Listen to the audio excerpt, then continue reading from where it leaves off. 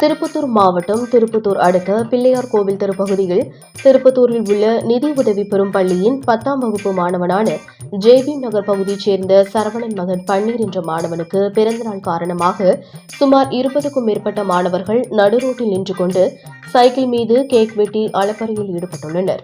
மேலும் தங்களது புத்தக பைகளை ஒரு கேட்டின் மீது மாட்டிவிட்டு பர்த்டே செலிப்ரேஷனை கொண்டாடினர்.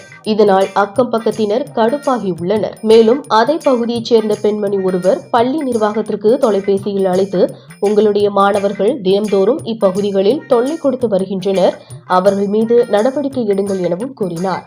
அதன் காரணமாக மாணவர்கள் அங்கிருந்து கலைந்து சென்றனர். இந்த சம்பவமானது அப்பகுதியில் சிறிது நேரம் பரபரப்பை ஏற்படுத்தியது.